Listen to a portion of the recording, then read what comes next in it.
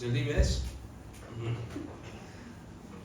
इंसान अपनी परिस्थितियों के हिसाब से अपने इमोशन को बदलते जाता है। Do you agree with this? Yes और नो? राइट। सो जो आपका सबसे प्यारा दोस्त है, वो आपका दोस्त बहुत जोरदार है, मतलब every morning we meet, every morning we have chai together, शाम को भी हम लोग फोन पे बात करके सोते हैं। You have a very good thread of emotion with that person, but is that permanent? नहीं, इट इज नॉट परमानेंट। एक ही चीज इस दुनिया में परमानेंट होती है, कौन सी?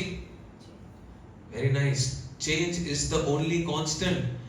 इंसान की भावनाएं कभी परमानेंट नहीं होती है, इंसान के सपने कभी परमानेंट नहीं होते हैं, इंसान की महत्वाकांक्षाएं जो है वो कभी परमानेंट नहीं होती है।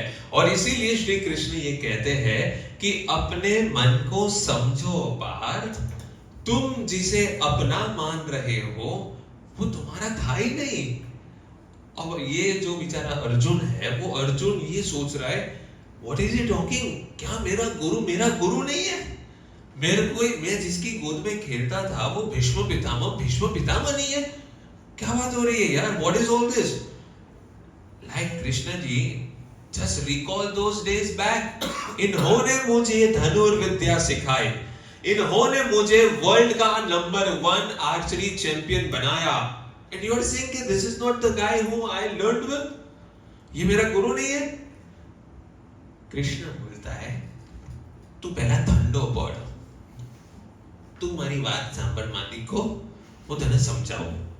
કહે કે જો બેટા, nothing is constant in this world. The emotion which you have for this person is not constant. It is a temporary emotion. Right now, because you have to throw some bows on him, you have to actually approach to kill him. So right now you are having the emotion of attachment. But अगर वही इंसान ने आपके लिए क्या क्या कुछ नहीं किया जब करना चाहिए था, वो सोचो तो अंदर क्रोध भी उत्पन्न होगा। इंसान जो होता है वो हमेशा अपने इमोशन को चेंज करते रहता है। किसी भी इंसान, वो अपने खुद का बच्चा भी क्यों ना हो, उसके लिए भी काफी बार इमोशन बदलते रहते हैं। सोचो कि काफी बार बच्चा जो होता है वो अपना सुनता ही नहीं है, तो वही पिता, वही माँ बाप उस बच्चे को गाली तक दे देते हैं। नालायक एक नंबर नो। આગળની તો નહીં બોલી શકું, આપણે YouTube પર મૂકવાનું છે, હા ખોટું બોર્ડ અંડર 18 માં કેન્સલ થઈ જશે। તો you know that lot of times even parents used to say છોકરાઓ એની રીતના કરે છે, હવે અમે નથી પડતા। why do they say that? The art of detachment। एक माँ बाप भी अगर बच्चे से डिटैच हो सकते हैं, तो सोचिए यहाँ पे तो सिर्फ उसे अपने गुरु से, सिर्फ अपने मान लो कि वही संगों से डिटैच होना है। Detachment is something that is the rule of nature. अगर आपको ये मैं समझाऊं एक और भाषा में, तो ये है कि जिसके साथ भी आपका संबंध, मान लो कि कभी भी किसी भी लेवल पे वो अच्छा दोस्त हो, आपका प्यार हो, आपका शादी हो या कुछ भी हो, वो भी हर चीज टेम्पररी होती है, क्योंकि एक ना एक दिन इंसान को अकेले ही रहना है। Someday you have to live alone, you have to go alone. When you came in this world, you were alone. When you are going in this world, going out of this world, you are also alone. कहने का मतलब ये है कि यहाँ पे आपको सिर्फ अपने बारे में सोचना है, ऐसी स्वार्थ वाली बुद्धि नहीं चलानी है। હું આયો તો એકલો, દેવાનો એકલો છું, તો પછી આપણે હાલો ને બીજાનું 2-3 નું કરીને જઈએ। એટલે એવી સ્વાર્થ બુદ્ધિ નહીં વાપરવાની। વાત એવી છે મિત્રો कि in this scenario we have to understand the god of emotion that is changing by time। Emotions के वजह से ही काफी बार हिंदुस्तान के काफी लोग आगे नहीं बढ़ पाते हैं। इमोशन, स्ट्रॉन्ग इमोशंस, એટલી બધી ઇમોશનની પીપુડી વગાડે, એટલી બધી કે જ્યાં ડિસિઝન્સ ખરેખર લેવાના હોય તો ત્યાં નથી લઈ શકતા। And Bhagavad Gita is all about that.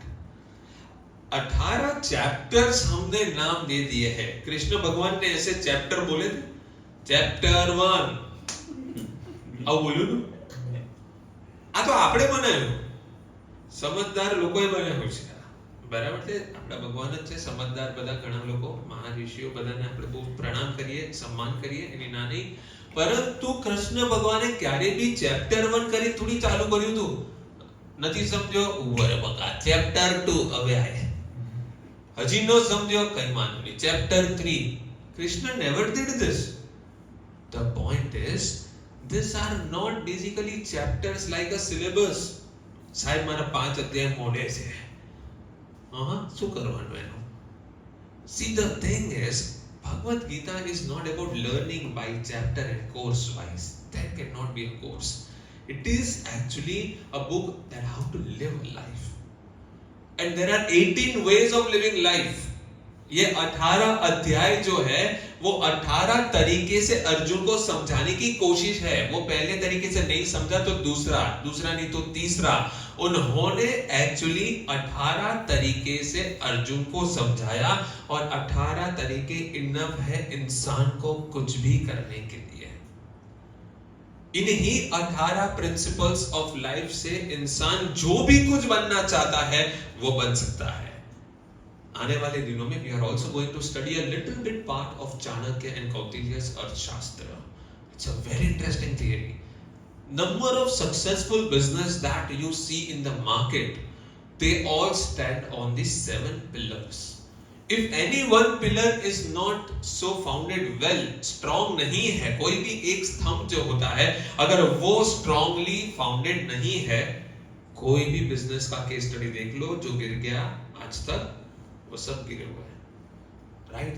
तो ये सारी चीजें जो है वो माइथोलॉजिकल बुक्स में अर्थशास्त्र में देखो या फिर हमारे चाणक्य ने जो बात की थी ये आज के प्रैक्टिकल मॉडर्न कॉर्पोरेट एरा में इंपॉर्टेंट हो चुका है. Right? So will be also taking some part of that in the next 2 days. Moreover, talking about this part now. So dear friends, when we say there are 18 ways, तो यही होता है psychology में भी दोस्तों, हमारे पढ़ाई में यही आता है कि there are 18 different approaches to connect with a person. जो इंसान भगवत गीता को जानता है, जो इंसान ने भगवत गीता को अपनाया है, ठीक है, वो कोई धर्म नहीं है, ओके, उस किताब को अपने अंदर बसा दिया है, वो इंसान हर किसी के साथ कनेक्ट हो सकता है क्योंकि उसके पास 18 तरीके हैं इंसान के साथ कनेक्ट होने के लिए. और इंसान जिसके साथ वो कनेक्ट हुआ है उसको किसी भी जगह या मुश्किल से बाहर निकालने के लिए.